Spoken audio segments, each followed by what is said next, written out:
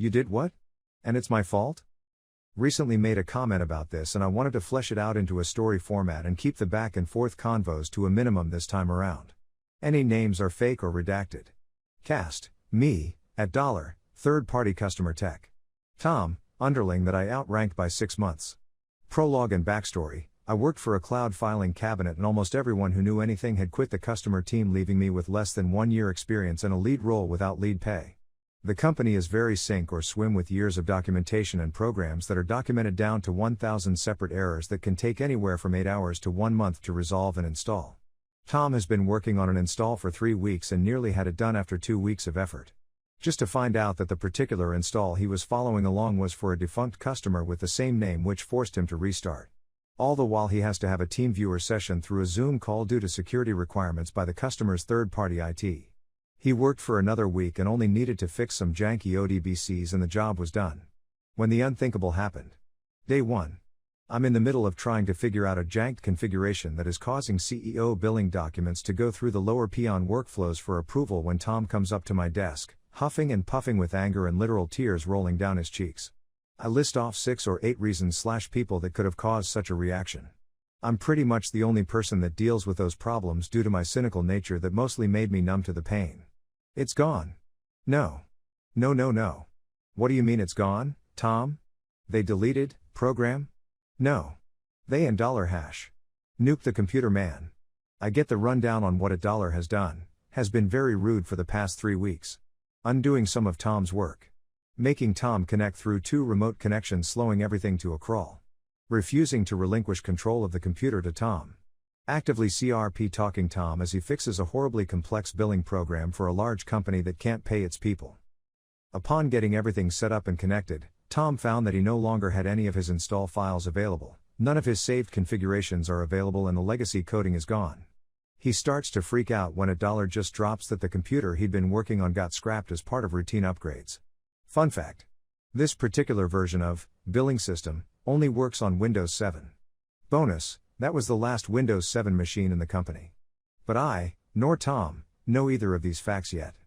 Being the brash, bold leader that I am, I tell Tom to go whine to the account managers to get $, off the case and explain what's going down. 1 hour later, ding, a new ticket is in your queue. Summoned by Satan himself, I find the account manager standing by my desk with a very sorry looking face and an unopened can of caffeine in his hand. Hey Absinthe. No, come on. No boss, do it. Me, SHT. CEO that I forgot was on the phone. What was that? After smoothing things out with the CEO, I toss their fire in the fire and lay out a list of demands based on what I know of the situation. I only work with the machine directly.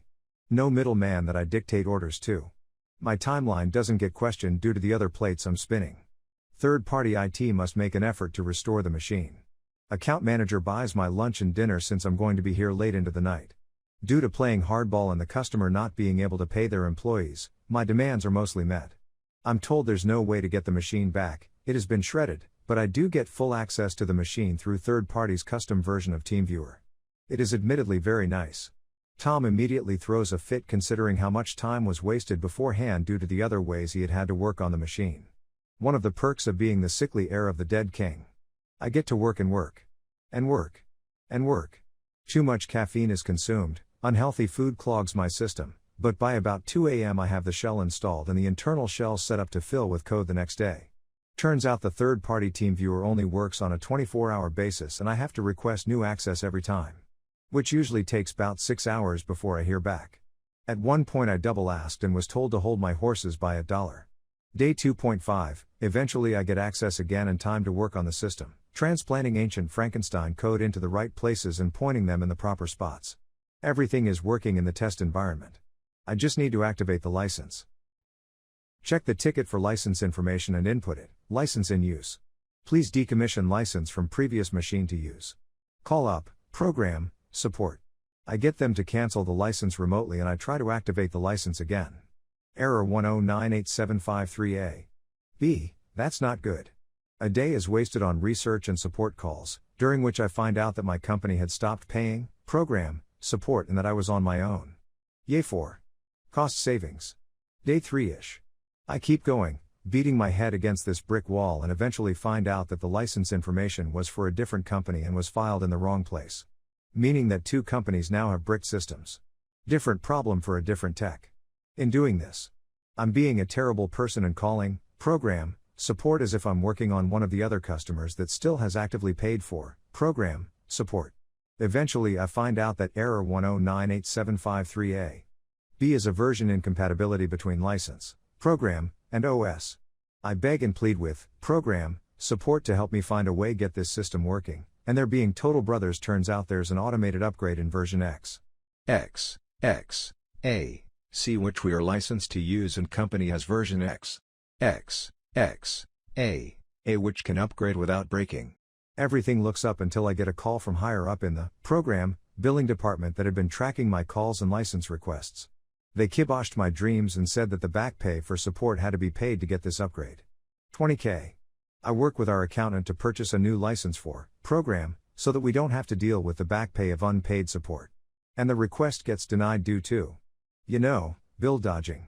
Unless my company shelled out $20,000, we were unable to get the upgraded license. Meanwhile, as I'm scheming and being a dirty birdie to try and save this customer's business, it turns out that both the third-party IT and the customer had gotten mad that I couldn't pull literal magic out of their computers. Day 4. Probably too much caffeine. $1 pulled together every email address that he could, including my CEO, the customer's CEO, the head of IT, my boss, the account manager, and a group of people that I didn't know and I assumed were his bosses. Absinthe has been working on this system for a whole month and it hasn't gotten fixed. This is unacceptable for tech support. I saw red. I think I scared my coworkers as I picked up my monitor and shook it. Tom, being the paranoid guy that he is, had taken recordings of his interactions with $1 and how he had been disobeying Tom, giving him the runaround and generally being a nuisance. Tom gladly sent me a copy that I put into Dropbox and shared the link with everyone on that chain. Added was an explanation that this had almost been done at the 3-week mark when the machine suddenly went missing. And that a lot of that 3 weeks was $1 not responding to emails and then enforcing horrible connection processes that slowed us down further. That proper documentation of the machine and its code had never been stored by the third party that was decommissioning machines that were active projects. And that further research had shown that decomming the Windows 7 machine invalidated the license and made it impossible to install without a $20,000 fee being paid to program company. I never got a response from that email chain. I was immediately taken off of the ticket, and I never heard from $1 again. What ended up happening was that the account manager convinced the customer to instead spend the $20,000 on implementing a custom solution to get them up and running. Which they were desperate enough to do, even though in the end that particular blame was on us. So far as I know, the customer is still running on a much easier to support system that doesn't involve a third-party program that is an absolute at $_ and to install.